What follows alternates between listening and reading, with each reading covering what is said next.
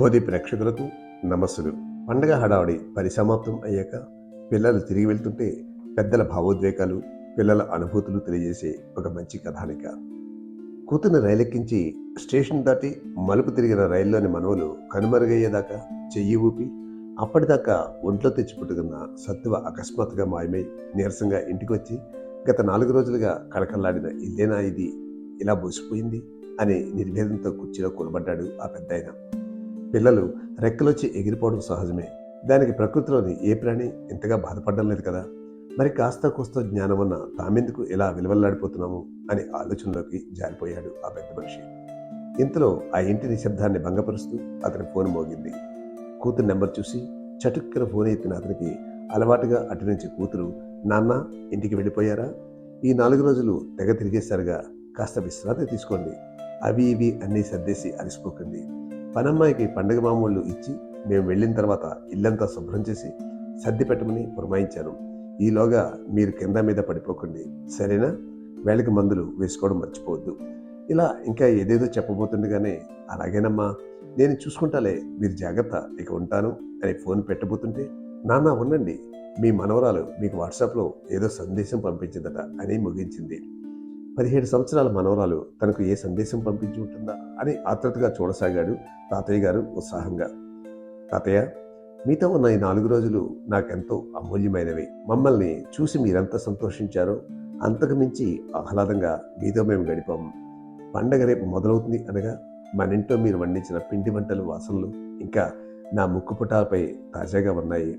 నగరాల్లో జంక్ ఫుడ్స్కు అలవాటు పడిన మాకు మీరు చేయించిన గవ్వలు, సున్నుండలు, జంతికలు, అరిసెలు మొదలైనవి ఎంత రుచిగా ఉన్నాయో, ఎప్పుడెప్పుడు వాటిని గర్వంగా మా స్నేహితులకి రుచి చూపించాలా అని ఉబలాటంగా ఉంది.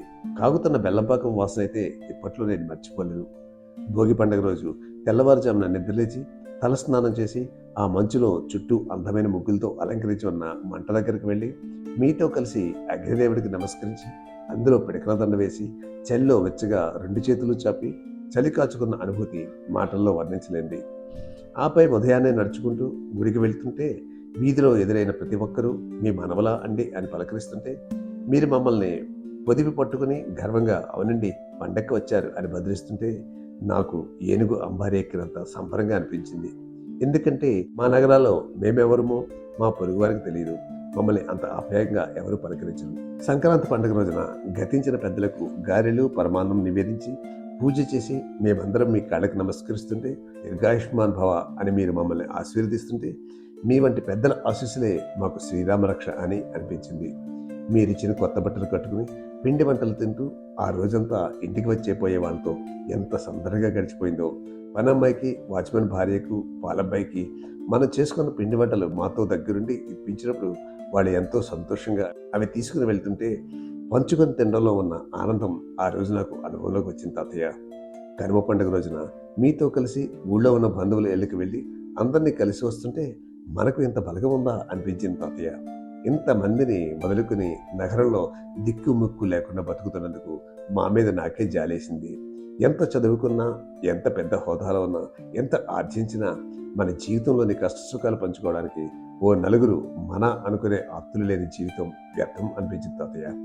తెల్లవారుజామునే హరిదాసు సంకీర్తన, వాకిళ్ల ముందు అందమైన ముగ్గులు, వాటి మధ్యలో పసుపు రంగు చామంతితో గొబ్బెమ్మలు, పిల్లలు ఎగరేస్తున్న రంగురంగుల గాలిపటాలతో నిండిన ఆకాశం, బ్రతుకు తెరువుకై వలసిపోయిన కుటుంబాలు పండగ కోసం సొంతూరుకు రావడం, పుట్టింటికి వచ్చిన కూతుళ్ళు అల్లెలతో కలకల్లాడిన లోగిళ్ళు, అందంగా ముస్తాబైన పశువులు, బంధుమిత్రుల కోలాహలం, అందరూ కలిసి పరాచికాలు ఆడుకుంటూ భోజనాలు చేయడం, ఇలా ఒకటారంట ఈ తరంలో మేము కోల్పోతున్న ఒకప్పటి అతి సామాన్యమైన విషయాలు.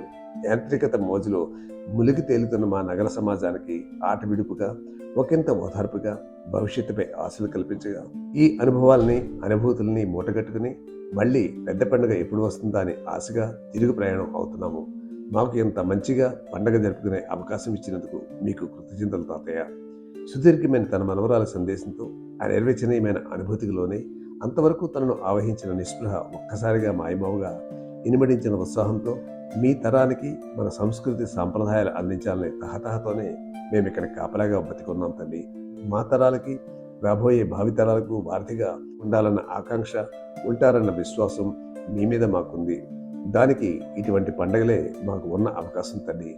అందుకే ఎంత ప్రయాసపడైనా పండగలకు సొంత ఊరికి రండి. మీ మూలాలు తెలుసుకోండి. మీరు బలంగా ఉండండి. మాకు బలం అవ్వండి. నిన్ను చూసి నేను గర్విస్తున్నానమ్మా అని తిరుగు సందేశం పంపాడు తాతగారు. మీసం సవరించుకుంటూ కొండంత తృప్తితో. ఈ వీడియో మీకు నచ్చితే లైక్ బటన్ నొక్కండి. మీ మిత్రులకు షేర్ చేయండి. అట్లాగే మా ఛానల్ సబ్స్క్రైబ్ చేయండి.